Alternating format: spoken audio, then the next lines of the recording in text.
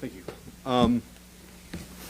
Politically speaking, if there were a Mount Rushmore of worst cabinet members in the history of our country, Secretary Mayorkas would be on that Mount Rushmore. He'd be one of the faces. Legally speaking, he's subverted the laws of the United States, and that's what this is all about. But before we get to that, we have to have a trial. The Constitution calls for it. In the history of this country, as you've heard here today, what Chuck Schumer is about to do has never happened.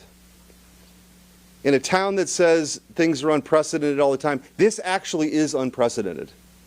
The idea that you would dismiss or table something that is part of our duties, when we raise our right hand, when we take this office, something that we're supposed to do.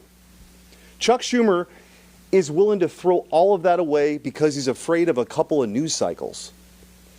And we hear a lot about threats to democracy.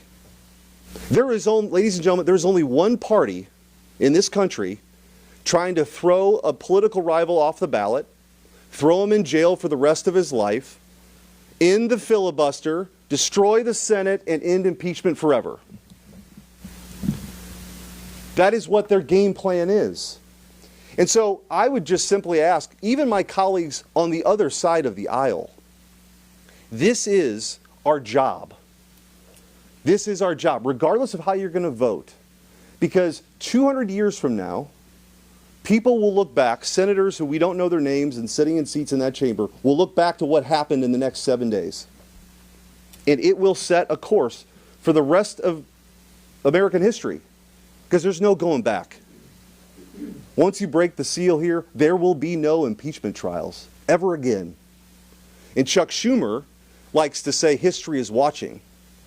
And I would remind him, history is indeed watching Chuck Schumer. Do the right thing, hold the trial, let the chips fall where they may. This is not like some amendment on an approach bill, right? This is the United States Constitution in 240 plus years of precedent. And so my personal view is the consequences ought to be commensurate with the action.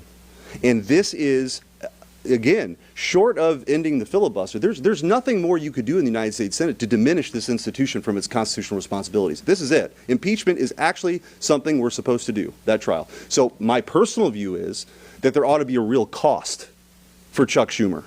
So we'll see.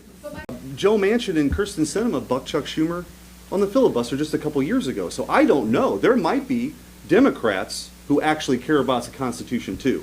Nah. But if they're allowed to get away with this tabling or dismissal,